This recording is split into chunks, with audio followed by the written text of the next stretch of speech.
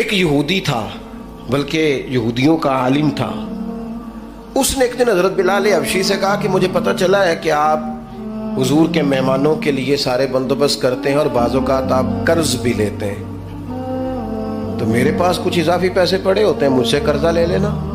حضرت بلال نے کہا ٹھیک ہے، قرضہ اس سے لے لیا. ایک مقررہ میعاد، ایک وعدہ اس کے ساتھ طے ہو گیا. سیدنا بلال حبشی رضی اللہ تعالیٰ عنہ نے وہ پیسے لا کے مہمانوں پر خرچ کر دیے. ابھی اس وعدے میں نا پیسے لوٹانے میں کچھ دن باقی تھے. نبی کریم علیہ السلام، سیدنا فاروق اعظم، چند اور صحابہ مدینہ منورہ کے ایک چوک میں موجود تھے، تو وہ یہودی مطالبہ کرنے آ گیا. آپ کو میری پوری بات کی سمجھ آ رہی ہے؟ یعنی ابھی جو معاہدہ ہے، جو طے شدہ تاریخ ہے، اس میں دن باقی ہیں. اس نے آ کے کہا میرے پیسے دیں. تو نبی پاک علیہ السلام نے فرمایا ابھی تو وعدے میں وقت باقی ہے. اس نے معاذ اللہ سخت باتیں کرنی شروع کر دی، سخت.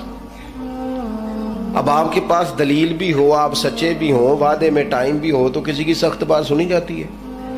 اور جہاں بھائی وعدہ آئے گا تو دیکھی جائے گی تیری اتنی ضرورت. اب جب اس نے سخت بات کی تو سیدنا عمر فاروق نے تلوار پہ ہاتھ رکھا. حضرت عمر ہے نا، شیر ہے نا اللہ رسول کے، ہاتھ رکھا تلوار پر. تو نبی پاک علیہ السلام نے فرمایا عمر جلدی نہ کر. بڑی بردباری سے، حلیمی سے، اطمینان سے، سکون سے. حضور فرمانے لگے عمر اس نے پیسے لینے ہیں، وہ مطالبہ کر سکتا ہے، تمہیں چاہیے تھا کہ تم اسے کہتے ذرا نرمی کر، مجھے کہتے پیسے ادا کر دے. حضور فرمانے لگے اب اس طرح کرو، اس کے ساتھ جاؤ، فلاں جگہ کھجوریں پڑی ہیں، جتنا اس کا قرض ہے اتنی کھجوریں تول کے دے دو، اور یہ جو تم نے تلوار پہ ہاتھ رکھا ہے نا، اسے ڈرایا ہے، تھوڑی کھجوریں زیادہ بھی دے دینا.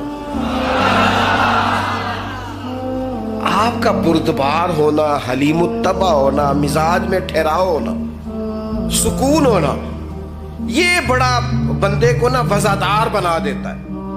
آپ ہر شخص کے لیول پہ اتر کر جھگڑا نہ کریں.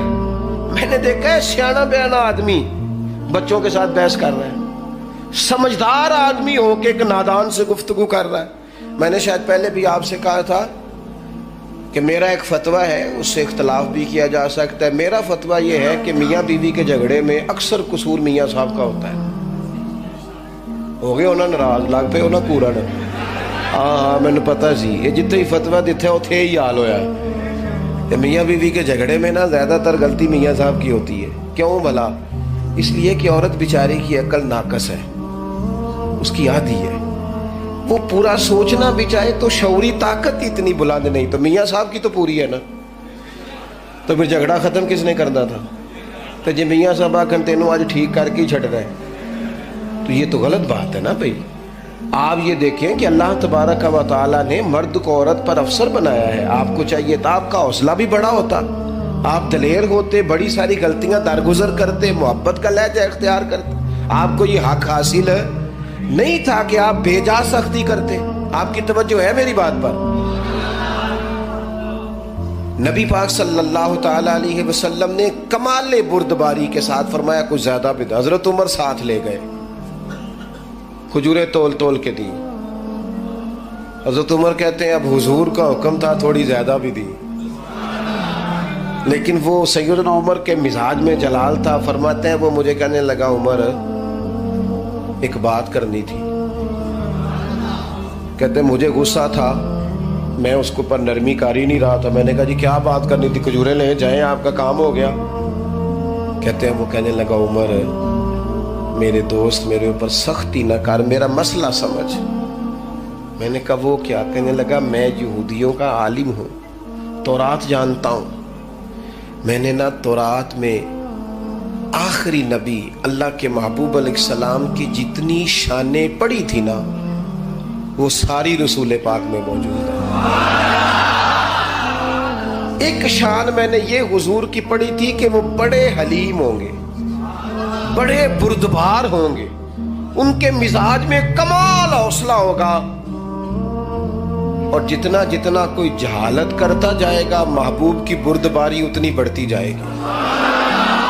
عمر میں نے جان بوجھ کے قرضہ دیا تھا، باقی ساری شانیں دیکھ لی تھی، یہ میں دیکھنا چاہتا تھا۔ میں نے قرضہ بھی جان بوجھ کے دیا، وقت سے پہلے بھی جان بوجھ کے آیا۔